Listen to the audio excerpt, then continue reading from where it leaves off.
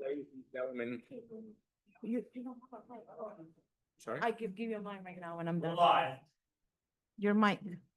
I might. Trying. Can you hear me? Okay, good.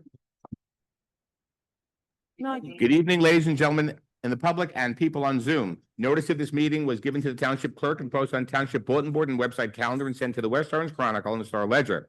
This meeting has been properly noticed in the public in accordance with the Open Public Meetings Act. No new matters will start after 10:30 p.m. I ask everybody to rise for the Pledge of Allegiance.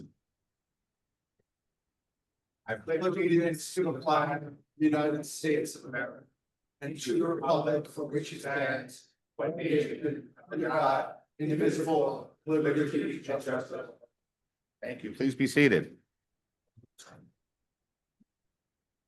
The next planning board special meeting will be held on August 25th, 2025 at 6:30 p.m. in person in Town Hall.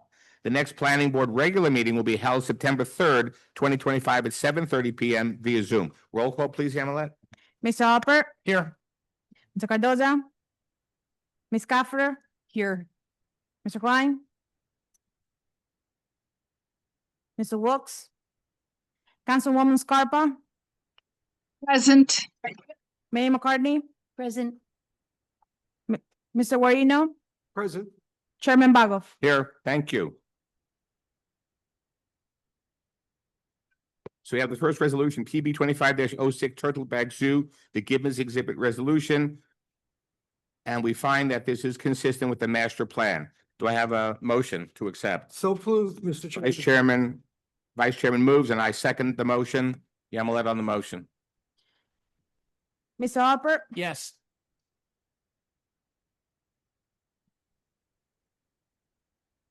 Councilwoman Scarpa, Yes. Mayor McCartney. Yes. Mr. Guarino, Yes. Chairman Bagoff. Yes. Resolution carries. I have the minutes of April 7th, 2025 West Orange Planning Board draft minutes. Does anybody have any questions, additions, or deletions? Seeing none, I make a motion, we adopt the minutes of 5/7/2025 West Orange Planning Board draft minutes. Do I have a second? I'll second. Mr. Alper seconds on the motion, Yamilet. Mr. Hopper, Yes.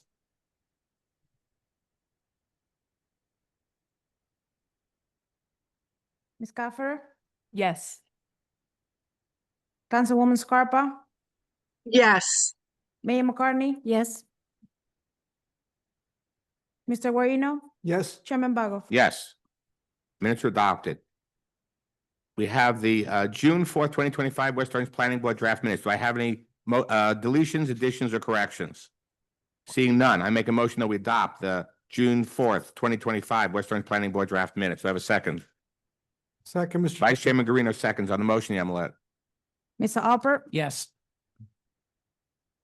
Ms. Caffer. Yes. Councilwoman Scarpa, Yes. Mayor McCartney. Yes. Mr. Guarino, Yes. Chairman Bagoff. Yes, the minutes are adopted. Ms. McGovern, would you swear in the township professionals, please? Mr. McNeil, please raise your right hand. Do you swear or affirm to tell the truth, the whole truth, and nothing but the truth? I do. Thank you. We have an ordinance to review that was sent down to us from the council, 2935-20. I'm sorry?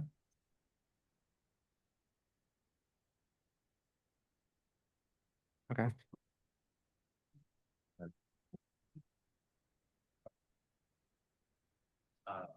Okay, we're going to move the review of the ordinance to the end of the meeting.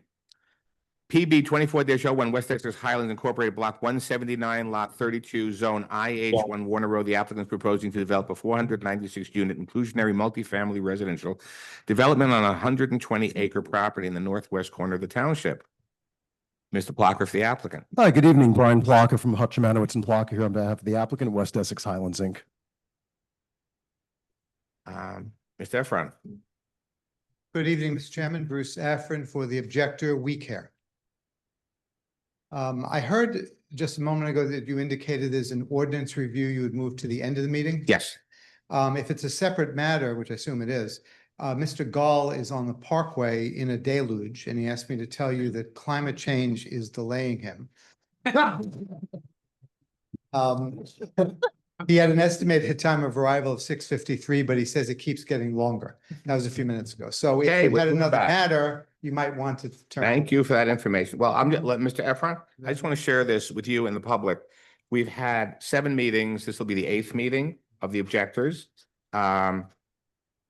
The reason for having information on both sides is that the planning board has the understanding of information in relation to the zone plan and what our obligation is to weigh the application. The information that we have reviewed, I believe, and I'm going to ask the planning board if you, I will poll the members. Do you, from the 7 meetings that we have almost enough information to make a decision based on the IH1 zone plan? Mr. Chairman, may I point I'm out? talking to the board now. We're gonna, Well, I'm before going you to ask play this, Mr. The Efron. board needs to know what other witnesses are coming. Well, we're going to get there. We're going to get there. I didn't say we're making the decision tonight. Well, I know you didn't, but Good. nevertheless, the Okay. board doesn't know who's coming. Well, the board will know it's coming very shortly when I ask. Okay? Okay. So we want to try and give everybody time to say their piece, which we apparently don't have all the people that you want to get to us. So I want you, Not today. not today, but we're going to get there. Okay. So we have had 7 meetings. Tonight will be the 8th. And we have heard many objectors and applicants, and the information in the zone plan is there for us to banter back and forth. We have our experts, and Mr. McNeil will share some information with us in a report that he has produced at the request of the board, looking at a number of things. Okay? So what I'm going to suggest is, Mr. Efron, tonight and your next meeting, which will be on the 25th, that's going to be the last meeting. Unless there is something that is unable to happen at that night, we ask the objectors to finish up with whoever we haven't heard from. Okay? Use the entire meeting, because as we have looked at, most of the meetings have not been used for the entire evening for whatever reason. However, we also know that the applicant has the right to have a reasonable application going forward. And we're trying to be reasonable to both sides. We want to hear from the people. We want to hear from the people in the community. We want to hear from the objectors. And we also want to deliver a fair application to the applicant. So I will say, next meeting, please let us know who's coming, what they're talking about, so we can all understand. If we have questions, we can get reasonable questions based on who's coming.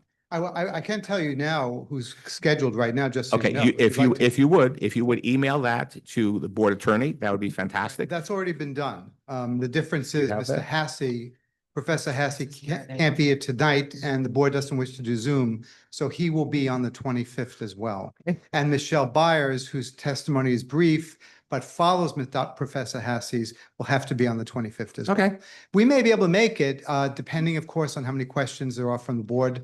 Mr. Plucker typically does not do a lot of cross, so I don't think that takes a lot of time, but the board may have a lot of questions. It's traffic. and they may, planning. and we'll expand as we need to, but we're going to try and get as much as we can done this meeting and the next meeting. We certainly endeavor to do that. And then we will try and have a public comment after that. And then we will go for, both sides can sum up, and then the board will have time to review. I imagine we'll be using literally the entire night, no matter what, at the next meeting. I'm sorry? The objector's case will take the whole night, I'm sure, We're going to be here. because there's a lot there. I would just note for the record that Bless you. Professor Hassey was not available because of a family medical problem, which I indicated generally in my letters to council, Right. and the board council. For this evening. Right, he was willing, I'm not suggesting you have to do it. I got it. just You note don't for have to put that on the record. We understand. It's okay. He was willing to do it by Zoom. Right. So we could speed along the process, but Mhm. the board's preferences, and I understand that entirely, Right. the board's preference is to do with live witnesses. Yes, So because he that's was the way it's been- available in that way. that's the way it's been published, right? And we have to That- go with the way it's been published. No, I just want to make sure it was clear. He was available, but No, I understand the. And I board's understand that, but it was also published to be in person. I- So we I want to understand. follow the rules, but That's I fine. appreciate that. And we're gonna work towards this Sure. together. you. Thank you. Could I- Okay, so now we're gonna move back to the ordinance review.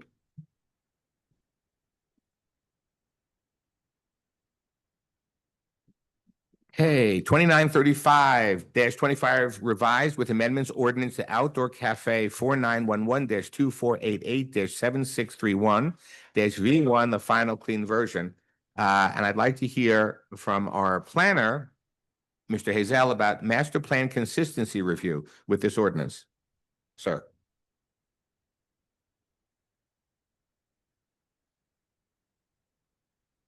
Mr. Chair and members of the board, you have my memo dated August 4th, 2025, which I reviewed the ordinance that's before the board on outdoor cafes. I find that this is sure. In my opinion, this ordinance as presented is consistent with the goals and objectives of the master plan. There is one area, however, that I do identify where some of the language, in my opinion, is a bit subjective. This is in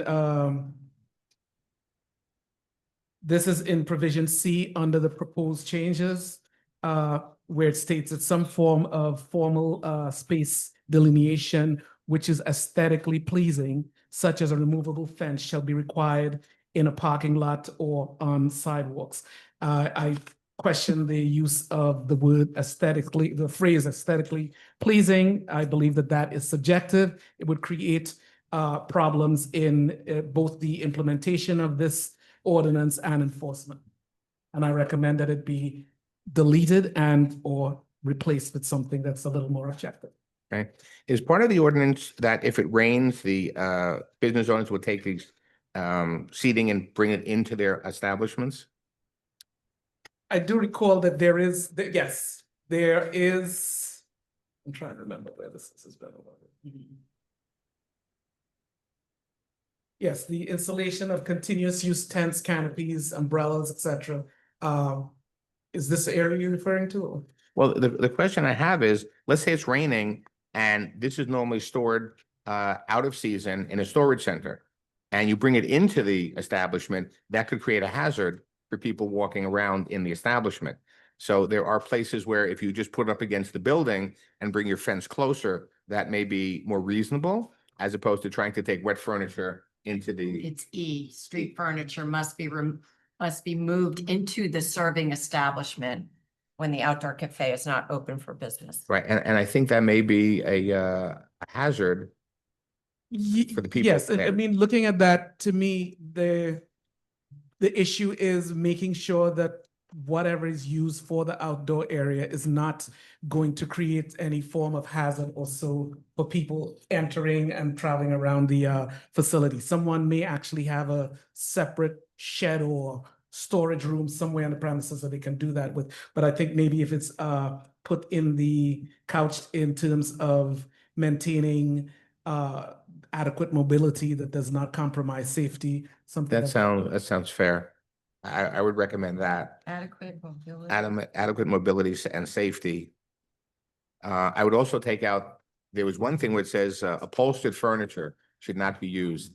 And I don't know if it's because somebody didn't like upholstered furniture, they were scared by it when they were young. It But doesn't say preferred, or it says shall not be That's used. the- Right, I think maybe it should be left to the purveyor of what furniture they should feel would be best for their clientele.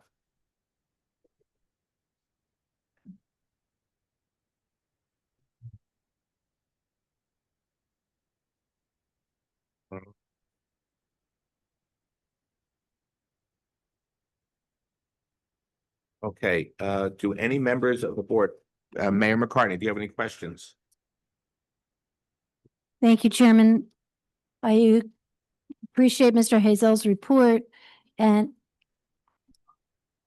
said I appreciate Mr. Hazel's report on the definition of aesthetically pleasing. I think we need a definition for amplified music. For amplified music, it could be gentle music. I understand the context of what they're trying to say, but we're trying to I think there should be a Okay, I think definition. that she's right. In the Exactly. definition section, we should have a definition of what they would consider music. How many decibels or so? I agree. And Exactly. I think Yep. you're right. I think the way to do it, now the township does have a decibel ordinance. Right. So maybe if we refer to that, because that's already been accepted, and use that as quote unquote music, noise, anything that falls under accordance. decibel Yeah. Mhm. level. Yep. Yeah, which is the section that says amplified music? Because I see the use of sound amplification device on the sidewalk. Oh, oh, okay. Okay. All right. So that's a good segue for my next concern would be the hours of operation, because hand in hand with our noise ordinance, Could you cite the letter? I'm looking at the report. On the report, it would be J, Jay. Okay. right? And I think that should coincide with our town ordinance. So J should coincide with town ordinance. Now, the other thing is, it said any permit issued by the director of planning.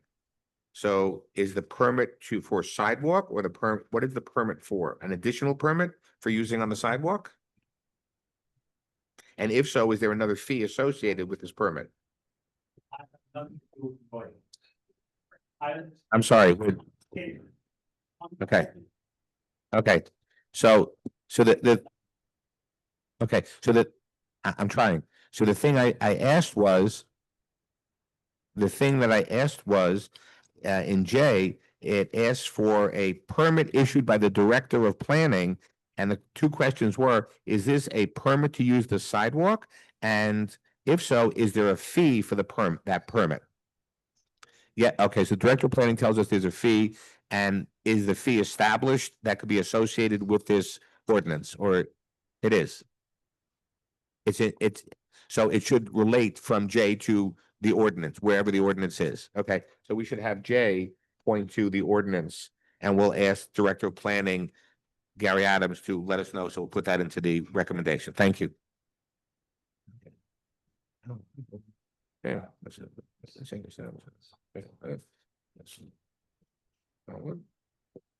So Chairman, then that question about the permit, though, I guess it would be directed to the director of planning, that permit, there is an annual fee that you're going to continue your outdoor cafe license, and that's why we need the annual permit. Yes. So the Now I- permit should be renewed every year. Mhm. Okay, that should also be in the ordinance. And we should have the dates of use for this permit. So it should start on this date and end at that date. And we'll leave that to the council to work out the dates with you, Director of Planning.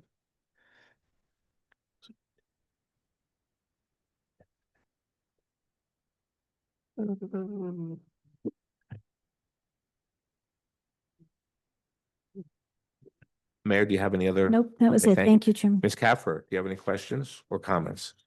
I do not. Yeah, my only comment was related to sound, which Mayor McCartney already brought up. Thank you. Vice Chairman Garino, do you have any questions? No, the mayor's comments have already covered my questions. Thank you. Mr. Alpert, do you have any questions? A couple things. On the upholstered issue, I think some of this ordinance looks like it was copied and pasted from, not that happens all the time. Right. That's not a criticism, but that it originated in some COVID legislation that allowed for outdoor Right. dining when it ordinarily wasn't allowed during COVID. And I wonder if upholstery is sort of left over. Maybe there was a concern that the cushion could Bacteria. harbor germs, something. Fair enough. I agree, I'd much rather see, I think there's technical reasons maybe why it's hard to do this with decibel levels, but I'd rather see a way found to, enforce decibel limits rather than a blanket restriction. It feels like we're trying to solve noise problems at bars and nightclubs with, an ordinance that's going to impact the restaurants that we're trying to attract. So my other issue, though, is under item N, lowercase Roman numeral 2. There's a whole bit there about using parking lots, and that might also be COVID leftover. But it says that more than 75% of the parking lot can't be encumbered for service and sale unless the parking lot contains less than 8 parking spaces. So first, I'm just I want to make sure that there's some consideration that, businesses have required numbers of parking spaces, and that if they're taking away from that, that could be a problem. And then the way it says if there's fewer, it seems to be saying that if they have more than 8 spots, then they can only use 75%. If they have 8, if they have fewer than 8, it doesn't say they could use every spot and take away all their parking. So I think maybe that's also COVID leftover that can be cleaned up or something. Okay, so we'll send NII back to the council and ask them to come up with better verbiage.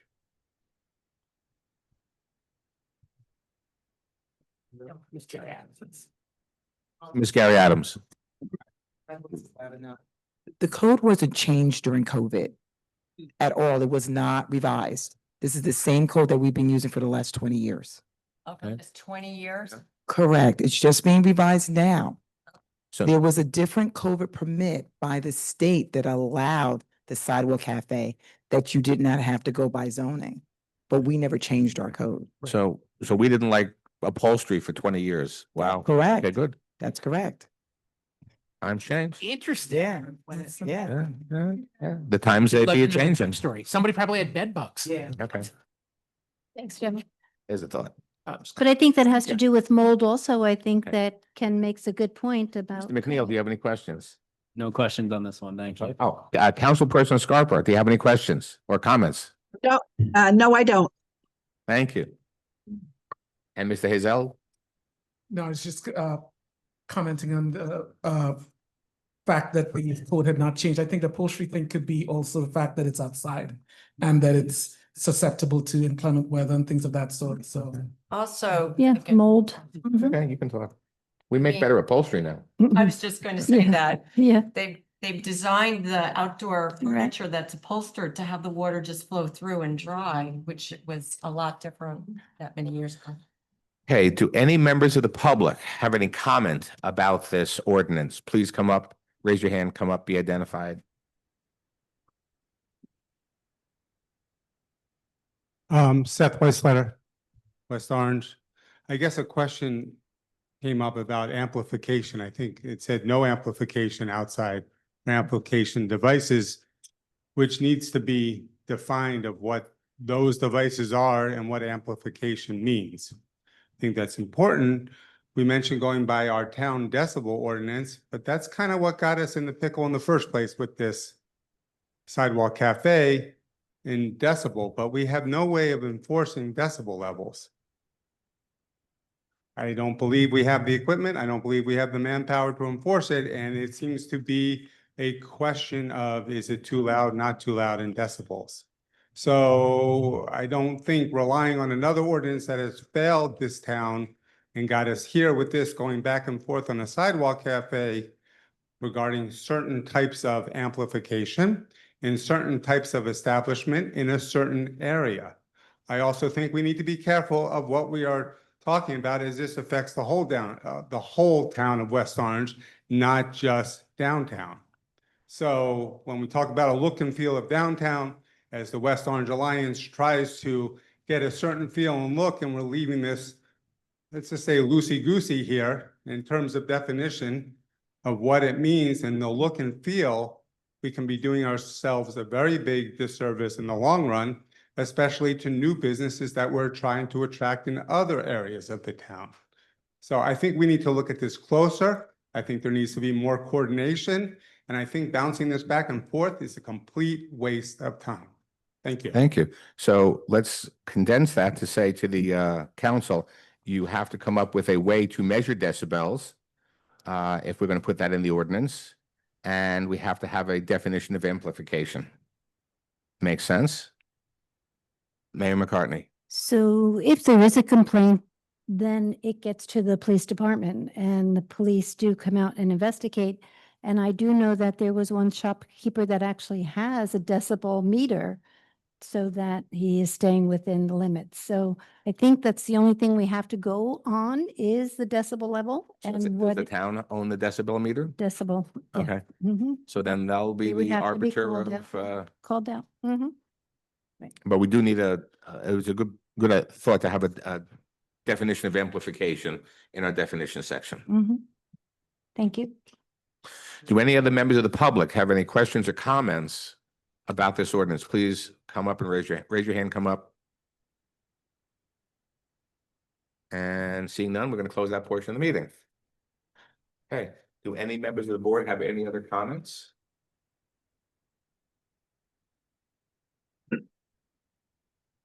So, okay, yet again, I will make a motion that we send this back to the town council, 2935-25 revised with amendments ordinance to outdoor cafe 4911-2488 7631-V1, the final clean ordinance, with our recommendations to revisit this and answer the questions that have been posed by the public and the board to better tweak the ordinance to make it more useful to the township. Do I have a second? Second, Mr. Vice Chairman seconds. On the motion, Yamala?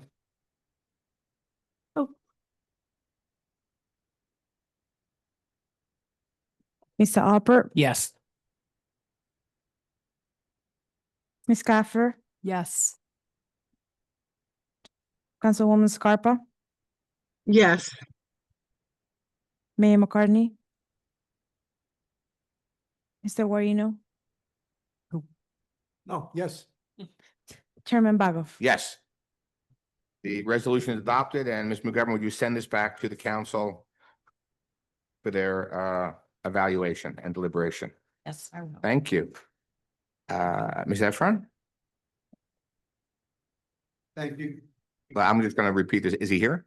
He is here. Okay, good. Application PB 24-01 West Texas Highlands Incorporated Block 179, Lot 32, Zone IH1, Warner Road. The applicant is proposing to develop a 496 unit inclusionary family residential development on a vacant 120-acre property in the northwest corner of the township. For the objector, Mr. Efron. Thank you, Mr. Chairman. Our witness, Jeff Gold of Princeton Hydro, is here.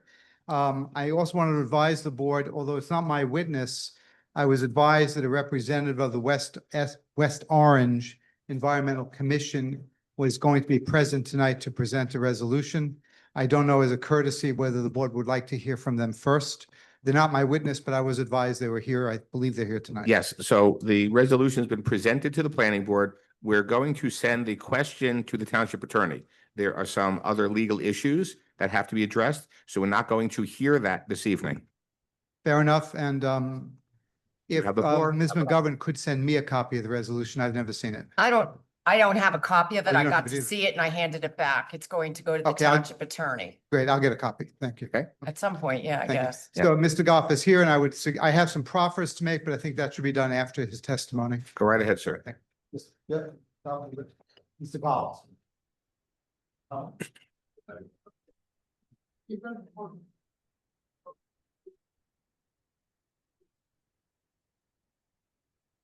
Yep, there we go. Sure. Do you have a color one or a color print?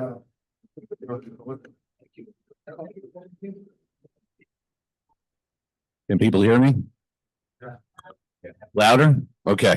All right. Okay, I think on screen, but I'm not sure.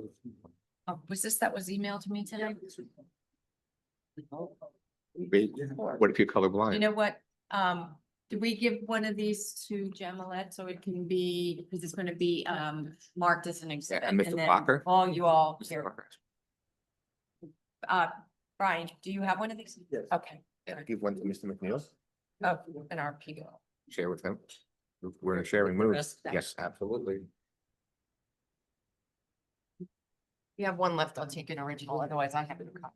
And the next number on our exhibits are. Oh, where is it?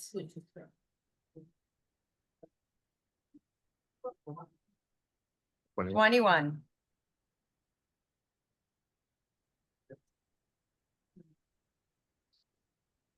I don't need it, but there was, I guess there was, some of these figures that were forwarded to them, so I don't know if that. I mean, I don't think I need it.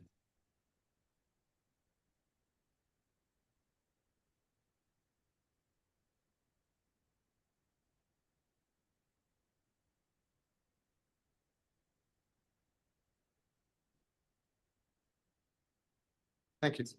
Mr. Gall has already been sworn. I assume continues to remain under oath. You understand you're still under oath? I do. Okay. I'm going to allow Mr. Gall to just present his report. I may interject with questions at some point. I assume he's prepared to do that, right? Yes. Thank you. Okay, the last time I was here to testify, thank you for waiting for me. I appreciate it. That's it. Yeah, I- Jeff, try to be close to the mic if you Yep, can. the last time I was here, Excuse me 1 second. I'm going to ask the members of the public, if you can't hear, just raise your hand. Okay, so he's going to talk louder, and if you can't hear, just raise your hand and I will identify to him. I know. Go to the town, do me a favor, go to the town council meeting and please express to them that you can't hear during the planning board meetings. Thank you. Go right ahead, sir. thank you. The last time I was here, I testified on a report from July that I prepared reviewing the geotechnical slope stability analysis in the area of Building D. The question was asked, I apologize, a member of the board said, how come you didn't run the numbers yourself? I think my answer was I just, I didn't have time, but also I thought the applicant might do that as well. But what I did is I just ended up running the numbers myself. So what we did is we took two of the cross sections using the applicant's data or the applicant's engineer's data and used their borings. And if you recall at the last meeting that I was here, I had stated that they had used the best data that they had found. In other words, the most competent rock in subsurface conditions in all their cross sections. There was some of their borings, they got, for example, very low RQDs. If you can remember that, the rock quality designation, the lower, and it's from 0 to 100%, and the lower the quality, in other words, the lower the percentage, the worse the rock quality was in. And they were using the higher rock quality data that they had and assuming a very high, what's called a geological strength index, which is also reflective of, you can deduce that from the RQDs you get in the field. So for cross-section C and D, and cross-section C is the section that is the most northeast of the property. It's actually the section that goes through and then it goes down to Howell Ave. It's where the closest houses are on Howell Drive are located. And we also looked at section D, which is just next to that, just a little bit more south of that, in the same vicinity of that slope. So we ended up using their information to develop our slope stability analysis. So we obtained topographic data from the town that's available. It's the township-wide topographic data because I did not have access to the applicant's topographic information in CAD. We reviewed it. It was essentially the same as we would expect it to be. And then input the geometry of the slopes and then took the boring data that they provided in those locations and entered them into the program to make sure that we were running a similar model or a similar analysis. We simply just accepted on our first run based on our geometry, this is sort of like a test to make sure that we're kind of talking the same language in terms of analysis. We put their same exact parameters in. And so, for example, on figure 1 that you might look at, we've got a factor of safety of 1.589 in the worst case scenario, and they had a factor of safety of 1.599. For all intents and purposes, that's the same. That was for section C, and then for section D, similar analysis. We came up with a factor of safety of 1.936, and they had developed a factor of safety of 1.938.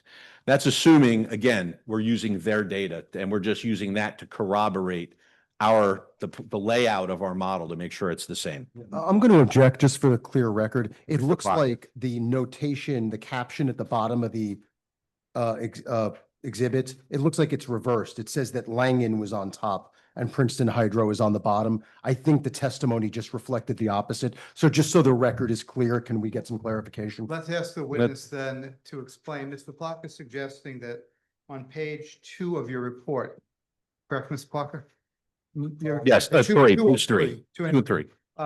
That it may be, Mr. Plucker thinks from what you said, that the Langen version versus your version, Princeton Hydro version, may be transposed. Can you Is read that- back what I said? If it is possible? I didn't know if We would not object as a reporter present, so if it could be read back. He doesn't know where it is. It was the okay, last- let me just I'll either, I'll tell you what, for clarity, look at your diagram and read the diagram into the record, so it's clear. We can also, Do top and bottom on the Mr. top. Chairman, we do have it available on the screen if that's a value. Let him read, say, this is the top and it's yours or theirs, and this is the bottom, it's yours or theirs. That's how simple it'll be. And we'll Okay. mark yours or theirs, okay? Go right ahead. Thank you. on figure 1, the Langen model is on the top. And the Princeton Hydro model is on the bottom, and that is correct. They both reflect that. If I had misspoken, reversed that, I Okay, apologize, but that's thank you. regardless, it makes no difference because we basically replicated their model and came up with the same number because we used their parameters that they assumed based on their best rock information. And the same thing on page 3. We also came up with similar factors of safety regarding the model. Theirs was on top and ours was on the bottom. And so we came up with a factor of safety of 1.938 and they came up with a factor of safety of 1.36. So thank you for that correction. If I reverse that. Mr. Gall, I have a couple of quick questions for Sure. you. Yes. You said the numbers were basically the same. You're referring on page 2 of your report to the fact that the Langen number was 1.589 and yours was 1.599. Is that correct? I The understand. Langen number is 1.589 and our number was 1.599. Right, when you said it didn't make that much difference, is that because those numbers were close? Is that what? Yeah, they're very close. Okay, and Yeah. the same applies for page Yeah. 3. Yes. I mean, we're down to the hundredth of a number. So it's not in this analysis, it's not a big deal. Okay, So thank you. basically, thank you. Please continue. So we did that and the same thing on figure 2. Our Langen's analysis on the top, this is basically screenshotted from their report and ours is a screenshot from our analysis at the bottom. So one of the things we then wanted to do, we did a sensitivity analysis using the GSI and modifying that and came up with looking at what happens when we change the GSI, the geological strength index, and reflective of the poor and the very poor joint conditions. And so we looked at a 10-foot thick layer of bedrock with weaker parameters that we changed because that was more reflective of the borings that were prepared for this, that were obtained by Langen on this project. So there was 10 feet of rock coring as well, and we used that quality of that low quality, if you recall, I think it was C had a rock quality data of 0 and 0% and 23% of 100. And so you need to take that GSI number and lower it to an appropriate number. And so that's what we did. So we took a number on the section C and ended up changing the GSI to 20. And our lowest numbers, well, there's an isolated number there that frankly you can disregard. It's 0.774 on figure 3 on the bottom right. That's actually less than 1, meaning that's the slope is actively failing, but it's a very small area down slope, and that even if it is failing, that's what it is in that location. It's very isolated.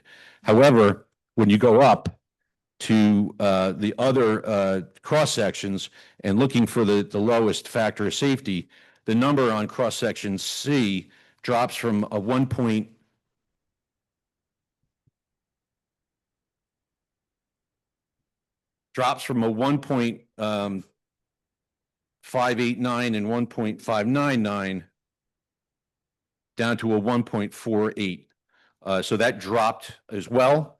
But more significantly, if you go to figure 4, that number also drops significantly down to 1.65 at the lowest value. From there, 1.9 and change. That was on cross-section D? That was on, yeah, cross-section D, figure 4. Thank you. So what does that mean? Well, if you recall, anything above, if you do your analysis, and I'm going to be just very transparent here, when you do an analysis. Speak louder, please. Yeah, okay, a number of 1.0 on a stability analysis, if it's above that, according to the calculation, that means there's more resistance than resistance to failure than forces pushing it down. It's basically a ratio of the forces pushing down to the forces resisting. So if you get a 1.1 or a 1.4, that actually shows that there's more resistance from failure than the force trying to fail the slope. Now you'd say to yourself, that's a good thing. However, because if it's less than 1, technically the slope's in an active mode of failure. However, engineering guidance and geotechnical engineering is not an exact engineering science, because if you think about it, the ground conditions, the soil conditions and rock conditions they're extremely variable from boring to boring and from location to location. So the various authorities on these subjects, geotechnical engineering, in this case, comes up with what are called factors of safety that you should meet. So even though you're at a 1.4, let's say in section D on figure 4, is that enough? And so in accordance with the United States Army Corps of Engineers, their manual, November 1994, it's their EM, which is Engineering Manual 1110-1-2908, Engineering and Design, Rock Foundations. I put a quote out here on page 5 in the middle. The calculated factor of safety is primarily dependent upon geometry of the potential failure path selected for analysis and the shear strength representative of the potential failure surface. Other factors such as groundwater conditions and potential for erosion and seismic loading, and I bolded this, and possible blast-induced loosening of the rock mass must also be addressed. The other thing they recommend, and it's on the second, at the bottom of page 5, is for major rock slopes where the consequence of failure is severe, the minimum required calculated factor of safety is 2.0. So double what would be considered a just balanced at 1.0, where resisting loads are equal to failure loads. But they recommend 2.0. Other slopes that are not so consequential could be at a factor of safety as low as 1.3. However, based on my analysis and our understanding of the site and the proximity, especially of the homes that are located literally on the toe of slope on Howell Drive of those homes, I would say that if there's a potential for damage to life and property, that the higher factor of safety, a severe consequence, should be followed. And in this case, none of the factors of safety, even the ones developed by Langen, let's use their information, do not even meet the standard of care of the 2.0 slope stability. Now, with that said,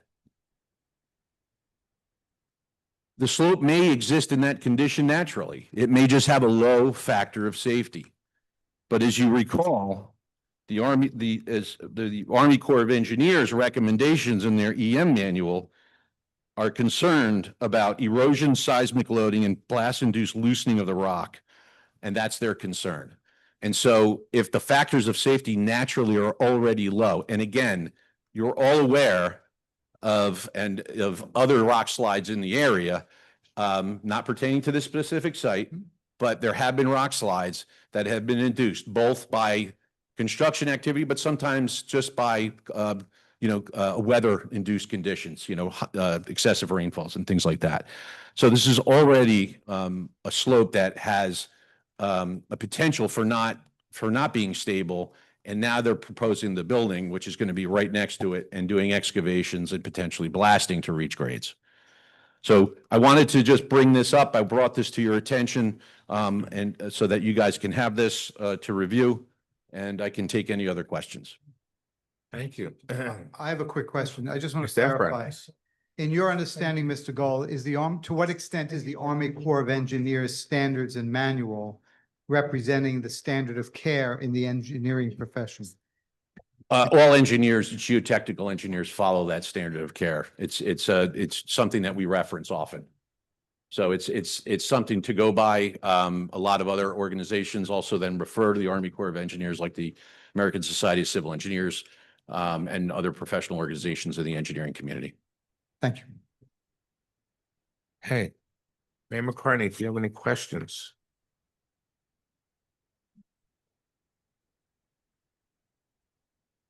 Trying to formulate the question with all of this information. So this sounds like the worst case scenario that's being described here, though it says the factor of safety is 2.0. So we are under that, but from geotechnical engineers, is there a way to shore it up? Like what would have to get done to? Extensive program of going in and stabilizing it, putting in rock bolts, anchors. Sorry. Yeah, you know what I was talking like flip. Thank you. You would have to go in and do an extensive program of rock bolting or something to stabilize those slopes to ensure that they're not going to fail. If you ever drive along a highway where they've done some rock cuts, you'll see like these bolts and these plates against the side. That's what that means, is there's actually a long rod that sticks into the rock that's been drilled in to try to stabilize those areas. So that would mean they would have to extend their limited disturbance and do an extensive stability program on this slope. Thank you, Chairman. I don't have any questions at this time. Yeah. Yes, I have a question. Thank you, Mr. Chairman.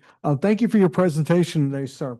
Just from your professional experience, are there any processes or construction or any pre-things that can be done to offset any potential failures that you're saying are present at this property? Well, as I stated, to do some engineering reinforcement of all those slopes on that eastern side of the property. So you'd probably have to clear off the trees going in or clear areas of that slope to go in with machinery that would then drill bolts in and do some type of stability that would reinforce those slopes. So Get it above a 2.0. So there are things other than natural barriers and stuff that things can be done. Progress in construction and adjustments and reinforcements can be done before construction starts that would prevent any of your highlighted failures. That is, well, yes, but I don't see any type of methodology that's being proposed in the application, nor is there a limit of disturbance extending beyond that. So in my understanding of the situation, they are planning no work in that area, which would also then increase their potentially they're require them to go back for their DEP permits again. And to me, it would materially change this application. Thank you, sir. Thank you, Mr. Chairman. Yes. So when you're talking about rock bolts and plates, were you just saying that work would have to be done outside of the allowed area of disturbance for that to happen? That is correct. Okay. Your GSI that you used when you did the numbers was 20. What was Langen's? 65. 65. And is your 20, is it a conservative number? Is it the worst possible number from the data you saw? Is it sort of? There's tables that we use to figure that correlate the GSI numbers and the RQDs. And so you look, and if it's 0 to 25, for example, it's this, it should be this. And so you go down the line. So we try to make it equal to, or at least match what is recommended. Okay. Is there a definition of a major rock slope? as used in where it says for major rock slopes where the consequence of failure is severe. Obviously, the consequence of failure would be severe, but does this qualify as a major rock slope? Is there a definition of what is and what isn't a major rock Well, slope? I would say if it's a slope that's potentially can cause damage and be significant, have significant impacts, that's a pretty major rock slope. Okay, so it's not, there's no definition that requires. There's not a regulatory, definition. It's just their recommendation. Thank you. Any questions? Yeah, thank you again for your testimony. Just a quick question. Have you identified any non-compliance based on the township zoning code? Your township zoning code does not cover geotechnical stability, except I would imagine they're required to provide a design of a development that is safe for the public. Okay, thank you. Councilperson Scarpa, do you have any questions? No, not at this time. Thank you. Mr. Hazel, do you have any questions? Not at this time. Thank you. Do any members of the public have? Yeah. Do any members of the public have any questions? Please raise your hand, be identified. Come on up, sir.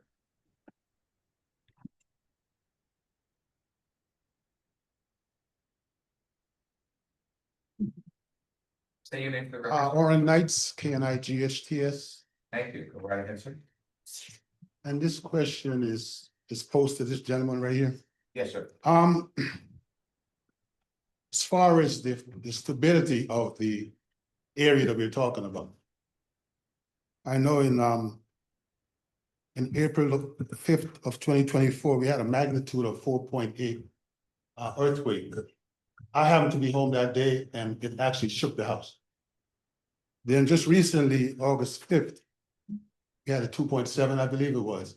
It also shook the house. So when you talk about the boring that's gonna have to take place, the blasting, I believe it is, you're gonna have to blast that area? Well, I don't know the exact method of excavation they're going to use, but the rock is deep enough that they'll need to, they'll spend a lot of time using a hydraulic hammer on an excavator versus, using blasting. Usually blasting is the most efficient. So you mentioned about the slope, because in my recollection, building number 4 that they're proposing to build is actually at the edge of a slope. And in addition to that, that's going to be a building along with a swimming pool on top, I believe it is, which in my estimation is going to cause even more of an impact in that area because of the weight from the water. So what I'm asking is, in lieu of what you have just said, and with the earthquakes that we have had just recently, and a few years ago on Northfield Avenue, we had that rock slide that ended up losing the building. In your estimation, do you believe if we were to have another major earthquake with those particular buildings on top of that area, can it compromise to the point where it cause a rock slide? And number 2, this is my last question to the board. If there is damage to homes from the blasting, who is responsible for the residents' houses? Is that going to be something that's going to be put in an escrow? Who is going to be responsible if our foundations are being damaged by the blasting? That's my question. Thank you. Wait for any part of this. Not the second one. Yes, the answer is, I don't know. I mean, it's, it depends on, where the earthquake's epicenter is, what the situation is. Could it be exacerbated by the building? Maybe.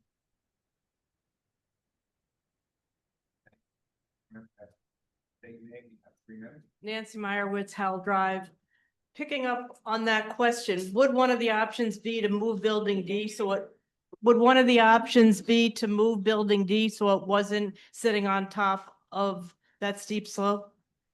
That's why I testified to that last time. If they moved it back, I don't know, 50, 100 feet or something like that, maybe it would be, the slope would be a little bit better protected. The further you can get it back, the better. And the second question is, my understanding is this project was grandfathered into the current steep slope requirements. So if the builder had to comply with the current steep slopes, would this project be approved? Or meet the current steep slope requirements? I don't know. I didn't look at the steep slope ordinance for this particular analysis. Sorry. You'd have to ask the township engineer. Thank you. Thank you. Any members of the other members of the public having the project come up, please be identified in 3 minutes. Hi, my name is Valerie McCarthy. Are you aware of where 15 Howell Drive is located in relative to the proposed development? I thought it was, I'm not sure if it's 15 or 17. I'm not sure if it's 15 or 17. It's like right at the corner there. Correct. I live at 15, which is right at the corner. And I just wanted to understand, based on your analysis of the building closest to my property, if the excavation process and the blasting would be standard in terms of its impact to my property relative to standard developments and buildings. Would it be a greater impact in terms of potential damage to foundation, or would it be standard for any development that would go up? I'm not sure what you're asking me I'm sorry. So in a normal development that's not near a steep slope, Oh, compared to where my property is located, do you think that the impact of the excavation process would be greater or equal based on the location of the development and relative to my property? there's more opportunity for, I'm sorry. Sorry. You Go didn't finish. There's more opportunity for, I mean, obviously, because there's a slope there, there's more opportunity for a failure to occur as opposed to being either further back or in an area that is relatively flat, is my answer. In terms of that failure, what does that look like? Is it damage to the foundation? Is it causing structural? Of your, Correct. I don't know, but it would, if there was a slope failure, it means there's rock that would slide down and either toward your house, depending on where the failure was. If it was in that northeastern corner toward the 15, it would go toward your house. How far would it go? I don't know. But yeah, I mean, I'm sure if fragments of rock got to your house, it would cause some damage. Okay. And in terms of, just a follow-up to the prior person's question, in terms of to the planning board, whose responsibility would that be if there is damage to the homes if you guys approve this development? I can't answer that. Thank you. Any of the members of the public have any questions, please come up and be identified. Rachel Klein, Howell Drive. Based on your. Okay. If, so we're theoretically, we're talking about possible slope failure, which you've indicated would be possibly rocks falling and damage to the homes. Would there be any warning? Or was this something that we could, like, oh, if a couple rocks are falling, there's something's going on here, like in your expertise, is there a way to get ourselves, to safety? Do we have to be worried about getting ourselves to safety if this fails, if this goes through? Looking towards the future, to this building sitting on the slope right above our homes with our children, where they play, live. It's not easy to predict in terms of, for example, whether it would be a slow, sudden, as the material, if the material on the surface, like the soil material, were to fail, it would likely what's called a slump, and it would kind of flow down the hill. So you'd probably get a few minutes of warning. If it's a rock failure, usually rock failures are pretty sudden. So my 10-year-old, 8-year-old, 5-year-old, they'd have plenty of time to get to safety if this failed? Or possibly not. I can't. We don't know, right? I can't answer that question. That's not for me to answer. Thank you. Thank you. Does anyone in the public have any questions? Please come up, be identified. You have 3 minutes. Seth Weisletter, 17 Howe Drive. Obviously concerned as my neighbors are. I lived in my house for 3 years. 15 and 17 are really close, 200 feet almost from the corner of the building and building D. When we get heavy rain, water already runs towards our property. I'm not an engineer, but I have a few questions if things should fail. If part of the slope were to give way, even a small section, could the soil, rock, or water reach our homes? It's possible. Has any study been done to show exactly how far the slope material could travel if failure could happen in the section towards Howell Drive? I don't think that any analysis was completed for that. I did not do that analysis. Could an analysis be done? Rock falls are usually, from a cliff is usually a little easier to, there's guidance documents for that. But the slides are a little trickier to model. That's not something that can readily be, calculated. So I know the last 3 years that I've lived there, in a very short period of time, we've had these 100-year storms a couple times. I don't know what we call them now, but we saw fast moving water down towards Howell Drive. If we have more storms like this and the extra water weight on the slope, could it more likely make it to fail? Yes, I mean, water, whenever you introduce water, or higher, for example, it elevates groundwater, or you get a sudden rush of water into it, it basically both adds weight to the slope, which increases the failure forces that are trying to push the slope down, but it also acts as sort of a lubricant once it gets in between the interstitial spaces to create a slide. And what about these additional shaking of the earth? Could that exacerbate a rock slide, a slope failure too? Of course, yes. Did your model account for any changes over time, like soil getting weaker or wetter after more and more years of storms? No, we used the existing conditions that were obtained by Langen. Okay. But could a study be done to show those models and what could happen to a slope in 10 years from now, 5 years from now? No, the only thing you could do is as we did, is a sensitivity analysis, lowering parameters, looking at changing the different parameters in the model, seeing if, a certain condition, rock becomes less cohesive or soil becomes less cohesive with itself. And if it, it could, and then you'd lower those parameters and remodel it. But that's basically what you do. The time value of that, I don't know. That's not something I'm an expert at. So you mentioned a lot of safety factors in your testimony. Did that number account for the fact that gravity, any account for the actual gravity of sliding material downhill towards our neighborhood? Well, it just looks at the resisting versus the pushing load, the failure load. It just looks at the two to see if there's balance or not. Right. So these models were done without construction.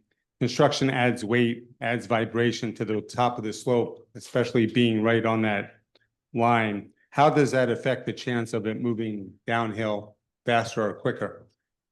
Well, no, that's not necessarily true. There's I think I'm going blind. So if I'm just trying to read it, so I read it properly. Let's see. So when you're looking at the diagram, where is it? It's D. So it's basically it's a factor of like how much construction has impacted a site. Langen did assume that they would be, somewhat construction impacted, as well as we also assume the same. So if you use a number 1 in the model, it assumes that there's a disturbance going on. My big disagreement was with the GSI, which is something that actually the two together actually sort of magnify each other. So if you're using a high GSI, it artificially lowers the potential factors of safety or increases the factors of safety. But when you combine them, there's actually a combined effect that they can do that. So they did look at potential construction impacts, but they didn't look at the actual quality of the rock. Mr. Chairman, One more, please. I can return. Can I return? I'll let somebody else. Okay, I'll be quick. So from what you've seen in the boring logs, is there anything that would guarantee the families on Howell Drive's home safety if construction changes the slope? I can't guarantee you anything on that.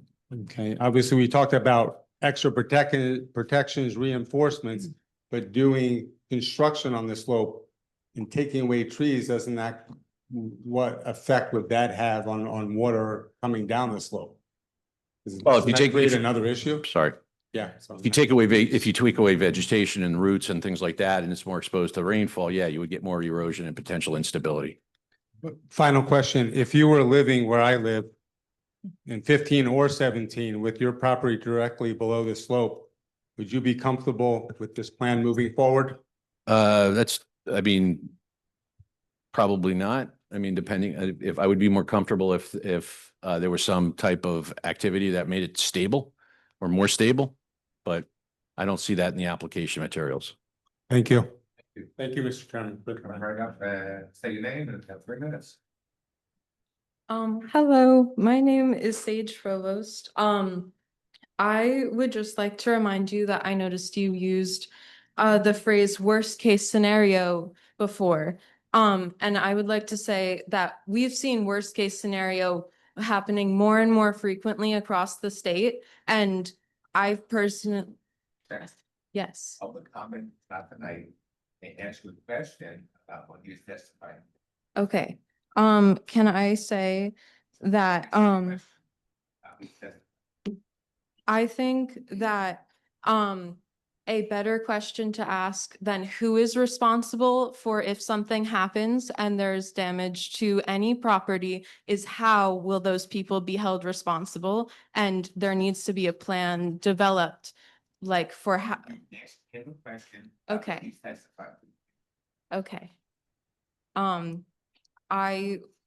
Is there any way to hold people accountable for how a plan may be developed in the worst case scenario or the event of a worst case scenario? That's up to the planning board Okay. and whoever's Thank reviewing the you. project. Thank you very much. Blocker, if I may, thank you. With regard to the last member from the community who spoke, she had a concern to raise, which you indicated is properly in public comment, not during questions. I just wanted to make it clear to the citizen who is here that there's a time later on when she can come back and make those statements. Thank you. Hi, Daniela De Palma, 1L. I have a question. I know in the plan there is a proposed water tower. As a geological technical engineer, from your standpoint, do you think that the wetlands or the ground of the project is sound enough for a water tower to be supported? I think, with respect, I think there was a comment that a water tower might be needed for some functions. It's not in the plans. It's not our position that there is a water tower in the plans at present. So perhaps that would help the community member. So if there was going to be one, if the project needed, would it be supported by the ground? You need to do a very detailed geotechnical investigation in the location of that water tower before you could make a conclusion. But it's, if it was, I'm not even going to make a guess as to, because I don't know what the size is. I don't know how many gallons and all this stuff, but it would definitely add load to support a development of this size, a pretty sizable load. And in a worst case scenario, a scenario in case there was a landslide, what would the impact be? Well, on the water tower? Well, I don't know. It depends on where the water tower is placed. I mean, if the slide happened underneath it, yeah, it would undermine the support of the water tower, which could make that fail. If it was above it, that means the water could hit, if it was, I don't know where this water tower is being placed, but if it was downslope or something and there's a slope failure, it could get hit and damage the water tower as well. So. Thank you. Thank you. Many of the public have any questions, come right up. Say your name, you have 3 minutes. Hi, Valerie McCarthy again. I just had a question, following up on Seth's question. Does the proposed project comply with the recognized engineering standards for construction and on a steep slope or near a steep slope, in your opinion? I think that's more a matter of, I think the township does have a steep slope ordinance. I mean, usually there's setbacks and things like that, but I'm not, too familiar specifically with this township steep slope ordinance. I've seen others where you need to have like 50 feet away. I know Jersey City has a steep slope ordinance that requires, I think you have to be at least 50 feet away from the edge, or 30, I think it's 30 or 50 feet from the edge of a cliff. And there's a number of different requirements for that, both from both from an aesthetic and a safety standpoint. But from an engineering standpoint, is there a standard construction standard for building on a steep slope or near a steep slope? Well, as I said, it depends on how much investigation and how much design you're willing to do. I mean, with enough money, you can do a lot of things. But you would also then have to expand the footprint of the development, go in and do these stabilization measures, and, they're not inexpensive. They're probably in the hundreds of, at least the hundreds of thousands of dollars on a slope this big, could be over, $1 million. I mean, it could be a lot. It's very expensive. And in terms of mitigation of safety, I think part of your comment was that that was not included in the proposed development. As an engineer, would that give you pause as it relates to particularly the residents on Howell Drive, that those mitigation standards were not part of the development or the plan? Yeah, if there was I'm not the design engineer on the site, I'm not the geotech, but that we would want to look at this carefully and closely. If it was below factors of safety, we would recommend that they go further to increase that factor of safety on that slope. Based on your analysis, is it at safety or below the Well, standard? based on my letter and our analysis, it's below the required or the industry standard factor of safety that's recommended by the United States Army Corps of Engineers. Okay, thank you. Thank you. Any of them in the public have any questions? Seth Weisletter, 17 Howell, just one question. What additional investigation measures would you recommend to the planning board to determine that this slope poses no undue risk to the neighboring homes? I would do if it were me, I would do more soil borings and cores. I would go deeper with the cores as well. They went 10 feet. And like I said at the last meeting, some of the cross sections didn't extend necessarily far enough. They should have we expanded our sections to show what that potential impact was. I would look at more of doing a geological analysis. They talk about how in their report that they went out in the field, they saw a small outcrop, and it looked like it was, the dip of the fracturing was in toward the slope, but that's really a very isolated small area. Who knows what it's like for the rest of the way? You'd want to, you can do that with aerial stereos and GIS, and you can actually look at the geology of the area. And then I would have gone further to also, and I didn't do it in mind because it's, like I said, we did this one exercise, but I didn't want to do too much because of our consideration of our client. But also looking at for example, the wastewater utility line that's down there that has now, that was excavated at one time into the native soils, and presumably, yes, the probably proper bedding and things like that, but because it was in an open space area, probably the backfilling wasn't exactly like to structural standards, for example, like preparing for a road or something like that. I don't think they foresaw, a development that would be going on and adding load up to the top of the slope or potentially causing slope failures. Any other members of the public have any questions, please? Young lady first, please.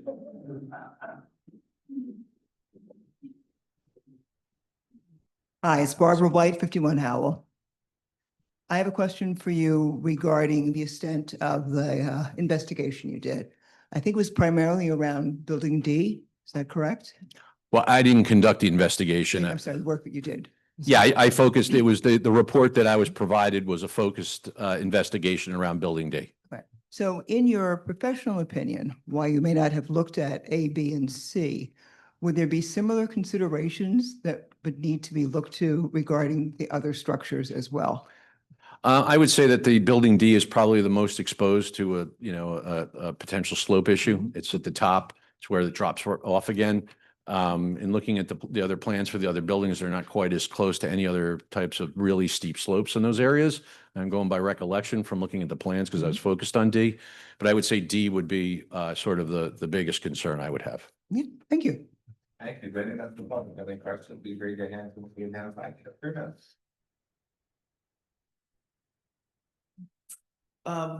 Yeah, Renard Fiscus on 78 Davy on the other side. The question I have for you is that the boreholes were 10 feet. In your opinion, is that deep enough to do the proper analysis? Just to be clear, the borings were deeper than 10 feet. That was just the rock core portion of it. So they went down through the soil that sits on top, weathered rock and materials that settled there over time. And then once they hit competent rock, or not competent rock able to collect core data through these diamond teeth core barrels, that's when they took the samples. There was, I mean, especially on the one boring where they got a very poor RQD at the bottom. I forgot which boring it was, but I think it was on section C, cross section C. They still had only gotten an RQD of 23, and I would have, requested of my client to go another 5 feet to see if it gets better. So in your opinion, is that the holes were drilled deep enough, or you think they should have gone? I would have pushed to go deeper just to get into more competent rock. Any member of the public have any questions, please, again, will be identified. Any other members of the public have any questions, please raise your hand and we'll be identified. City Commerce or?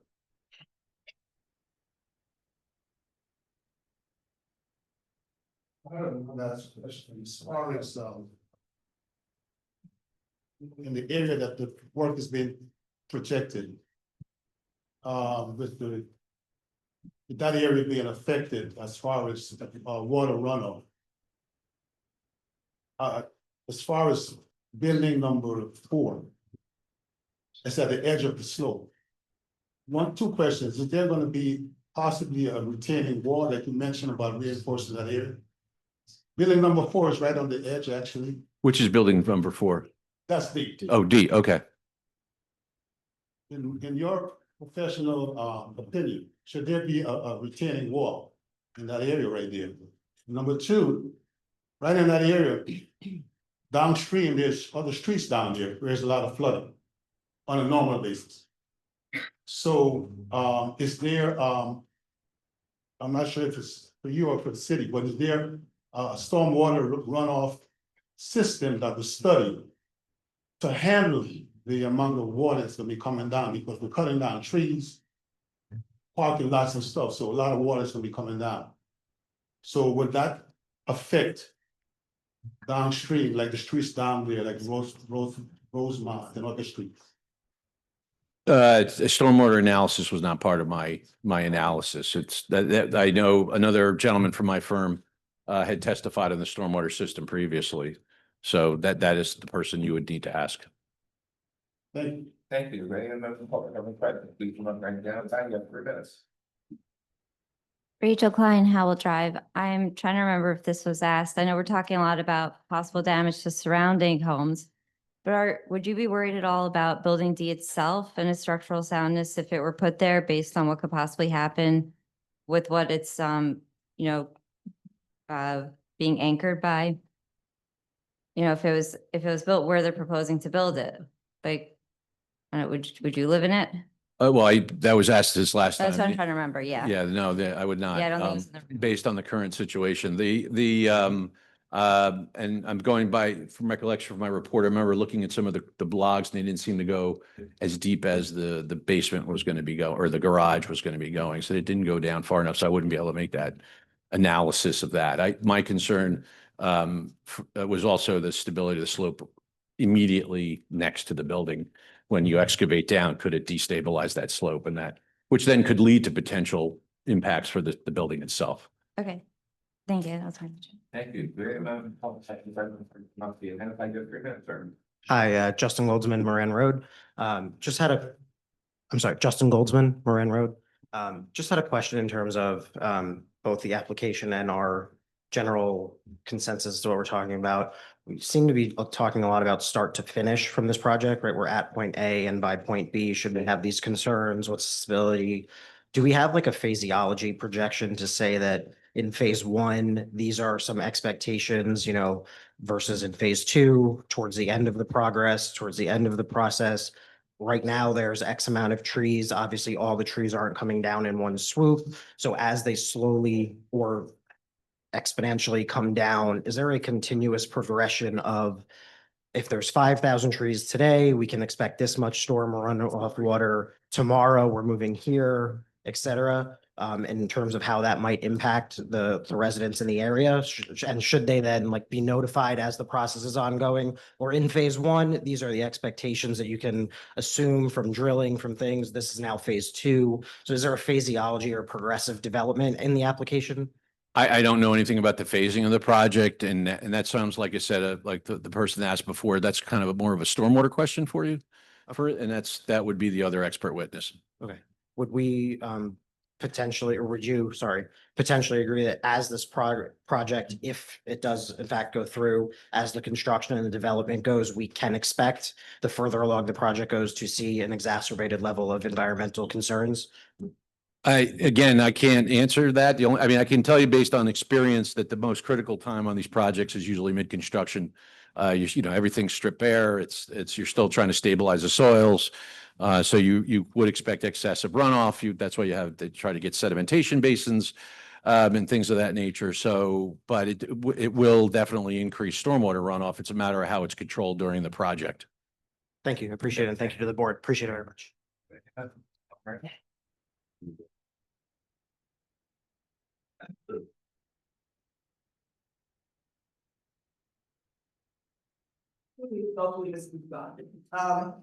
I'm sticking out the curb. So going back to the whole issue of stabilization. You indicated that there is potential to stabilize the slope. Expensive, yes, but with borings, et cetera, to hold things in. I'm just very curious, based on your experience or knowledge, have you run across instances where people were stabilizing a slope where the actual building to be built on it was this close to the edge of the slope? That's kind of question number one. And then two, with anything that we build, there's always the possibility of failure. So again, I'm just curious in, again, what you've seen or know of, have there been slope stabilizations of a type that you talked about that have ultimately failed? No, I have not seen something of that. I have not seen a failure after something had failed. I've seen anecdotally and on the Watchungs, and I think it was in North Plainfield, you know, I was once overseeing a project for a geotechnical firm I was working for, and the ground they were filling the slide slopes and building a slope, and I happened to be it looked a little funny, like the machine was on jello, and I had them, and it was June of the year, and they started doing a test pit and excavation, and they went down about 15 feet, and it was snow. Because my firm wasn't there to oversee the initial project, so we had to take the whole slope down and rebuild it. But I mean, those things can happen. There needs to be adequate oversight. And if it's designed, you know, the engineer that designs it needs to have very close attention to the oversight of construction. So then going back to my first question, and again, you may not have seen this in your experience, but considering how little distance there is from the edge of that building to the slope, is it your opinion that there's even enough space in order to do an appropriate remediation? Doubtful or not? I mean, you'd have to do the work on the slope itself. I mean, that's not necessarily easy. It can be done. You know, there's contractors out there that can do it. Like I said, the recommendation last time was to move the building back, move it away from the edge of that slope. Thank you. Thank you. Public, have any questions? Please raise your hand to get us on. Seeing none, thank you very much. Well, Now I'm Mr. Blocker. Yeah, thank you, Mr. Chairman. Thank you, Mr. Goll. I just have a few questions. I won't be very long. I just wanted to make clear, in the slope study area, is the applicant proposing any disturbance on the actual slope? No. Okay. Does the applicant propose? Well, it depends. I'm sorry. It depends if the blasting has an impact on it, but that would be. I just asked if there's going to be any proposed disturbance on the slope. You mean like going in and grading and doing tree clearing and things? Building a building, any kind of disturbance. Well, they're building right up to the edge of the slope. What is the slope area that you studied in the report? Well, I looked at all four cross sections of that on the the eastern side of the building. So the slopes all along the eastern side of the building. Let me rephrase, and I'll refer, just so there's a frame of reference, I'll refer to the zoning ordinance. The zoning ordinance for this particular property says that the east face of the Watchung Mountain shall remain undisturbed from the peak of the ridgeline, except that utility construction shall be permitted east of the ridgeline. Oh, well, is the applicant proposing any disturbance to the east of the peak of the ridgeline? Yes. Look at the grading plans. there's a big knob there's two knobs on the building. They're putting the building right on top of them. So it's your testimony that the building D violates the zoning ordinance? Well, if I don't know the zoning ordinance on it, but if that's the zoning ordinance, they're in violation. Thank you. Yes. Okay, so there's actually a lot.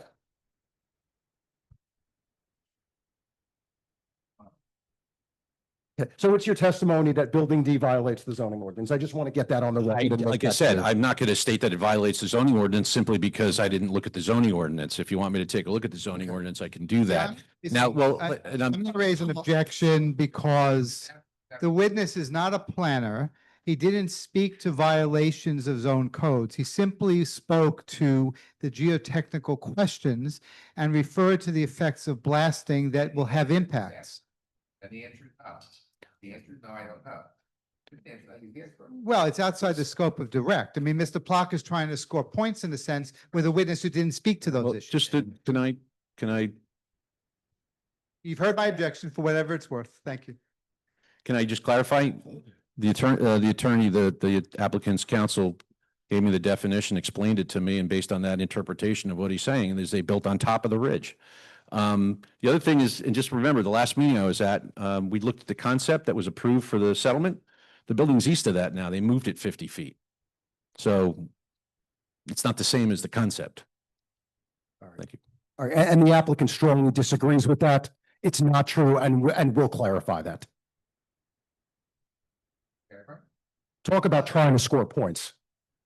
I didn't say anything yet. How can I score points? It's been such a nice evening. Thank you. I have no question. Thank you. I have no question. All right. What is the geological composition of the footprint of the proposed building, D? I'm sorry? Objective form. What's the geology of the ground under the proposed building, D, in the footprint? It's basically a volcanic intrusion. It's basalt. Bedrock? I'm sorry? Any bedrock? Yeah, that's the definition of bedrock. Okay, I just wanted to make that clear. Not competent bedrock, but bedrock. Thank you. Just give me one moment, please. Mr. Gall, it was your testimony that you believe that Langen didn't do enough testing on the slope. Is that correct? Yes. Okay, but you also testified that geotechnical engineering is not an exact science, correct? Correct. Okay, so if you claim that not enough testing was done and that geotechnical engineering is not an exact science, then how can you form the opinion that the proximity of the homes represents a severe consequence of failure? Because the location of the proposed building adjacent to a steep slope that has rock quality that's not a high quality rock in a lot of locations would give me pause, and I would want to do more investigation of the condition of that slope. So I would recommend doing more borings. Okay. How many more borings? How many is enough? You'll have to ask Langen. But it's not an exact science, is it? It's actually engineering. It's not an exact science. That was your testimony. No, it's not an exact science simply because as the factor of safeties I was describing is that there are so many different factors that can change between borings. The more borings you have, the better. And if you have for example, critical infrastructure or a structure adjacent to, let's say a really steep slope that has the potential for failures to hit a house downhill, I would do more. All right, and correct me if I'm wrong, and I may be wrong, so I'm not trying to put any words in your mouth. Did you testify at one point that there was a specific point on the property in your analysis that had a 0.79 factor of safety? Did I hear that correctly? That was downhill. It was it was an anomaly in the program. So but a 0.79 would indicate a failure, correct? Well, we've done slope stability, and like I said, we've done slope stability analysis where we've had actually factors of safety of less than 1. It doesn't mean it's going to immediately fail, but there's an incipient potential for it to fail. Are you aware if there's been any failure? Where you analyzed the 0.79? No. Okay. All right. Thank you. I have nothing else. And just for the record, our geotechnical engineer has reviewed Mr. Gall's testimony from his original hearing. They're going to review this testimony. They've reviewed both reports, and we will have no issue addressing any of these points. And we'll be happy to cross-examine that engineer at the appropriate time. We have no further questions for Mr. Gall. Thank you.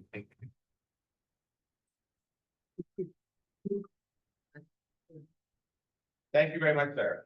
Thank you. Jeff, thank you. Walker, do you have anything else to say? I'm all saying doubt. Good, thank you. Mr. Efron? Try to transcribe We that. all have our Thank you. things to do. Thank you. To-do lists. I have very limited work to do right now, but I need to just proffer some documents. Well, Proffer some documents. Also, I'd like to, before Mr. Gall leaves, just one second. Mr. Gall, Jeff, wait 1 second. We do need to move his report into evidence in case he's needed. I just wanted to move his report as the next. Did for identification. There's Right. really no evidence. I didn't know whether it's marked. Okay, it's marked already. Oh, it's 021, I think. Yeah. Great, thank you. Okay, thank you. At the last meeting, Mr. Panulo wanted to make reference to and introduce certain documents. The chair said he felt that would not be relevant to be a part of the record for various reasons discussed at that time.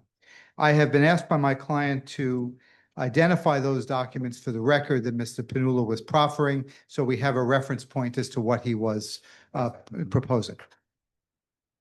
These are the documents that predate, as I recall, this application. No, they don't predate the filing of the application. They Not predate the hearing. The hearing. date. Correct. They First hearing. predate the hearing, and they concern certain legal issues that were raised by Mr. Potter, who was counsel before I came into this case. I did not have anything to do with these documents. Request you send them to Ms. McGovern Mhm. to evaluate them, and we'll have a decision at the next meeting. Are they something that needs to be between now and the next It meeting? does not need to be done right now. It just needs to be done at some point, so we identify what documents we were referring to.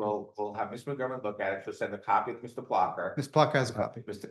Blocker has a copy, so Mr. Blocker will respond to Ms. McGovern after she reviews the documents, and we'll come up with a solution at the end, and it'll be posted at the next meeting. Yeah, I understand you've ruled that they're not part of the record, but I want to identify what we were proffering, so the record shows I it. understand. I just want to make sure we do it in the correct fashion. Absolutely. We don't need to do it tonight. Okay, Thank thank you. you. Okay.